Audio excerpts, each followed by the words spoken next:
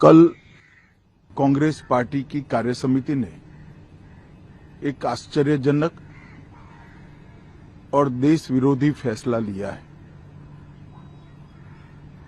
उन्होंने अपनी पार्टी के 37 के रिजोल्यूशन को फॉलो करते हुए महान वंदे मातरम गीत के 2 ही छंद गाने का फैसला किया है। मैं इस समय पर पूरे देश को याद कराना चाहता हूं कि 1937 में कांग्रेस पार्टी ने मुस्लिम अपीसमेंट के लिए वंदे मातरम के 2 टुकड़े कर देश के विभाजन की नींव डाली थी और वहीं से 2 राष्ट्र के सिद्धांत को ताकत मिली थी और अंततोगत्वा देश का विभाजन हुआ और पाकिस्तान का जन्म हुआ था।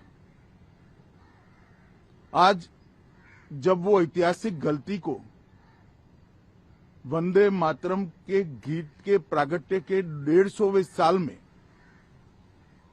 नरेंद्र मोदी सरकार ने सुधारकर बंकिम बाबू की ये अमर कृति को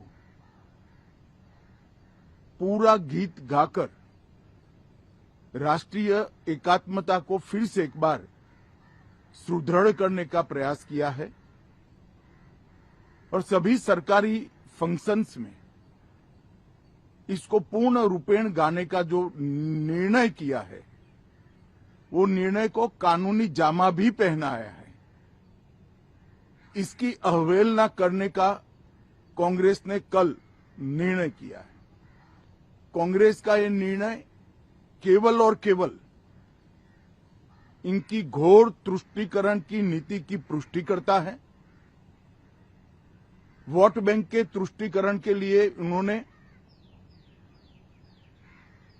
स्वर्गीय बंकिम बाबू के इस अमर कृति का न केवल अपमान किया है, वो लाखों शहीदों का भी अपमान किया है जो वंदे मातरम का नारा लगाते लगाते देश की आजादी के लिए फांसी पर चढ़ गए, जिन्होंने कई साल जेल में काटे।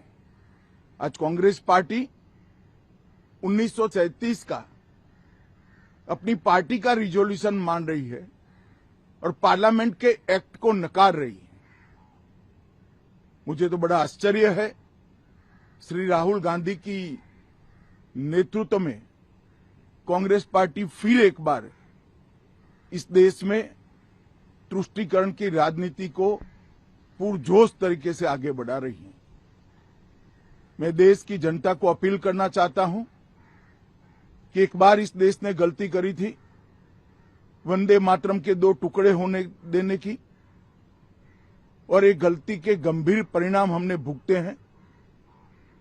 अब देश की जनता एकजुट हो और कांग्रेस पार्टी के इस फैसले के खिलाफ आवाज बुलंद करे कि अब इस देश में तुष्टीकरण की राजनीति नहीं चलेगी। ये आजाद देश है। आजादी के 80 साल के बाद 1937 में जो फैसला कांग्रेस ने किया था, जिसको नरेंद्र मोदी जी ने सुधारा है, उसके सामने का कोई विरोध इस देश की जनता नहीं सहन करेगी। भारतीय जनता पार्टी कांग्रेस पार्टी के इस फैसले की कड़ी निंदा करती है और हम इसका जनता के बीच में और विधायी सदनों में भी पुरजोश विरोध करेंगे।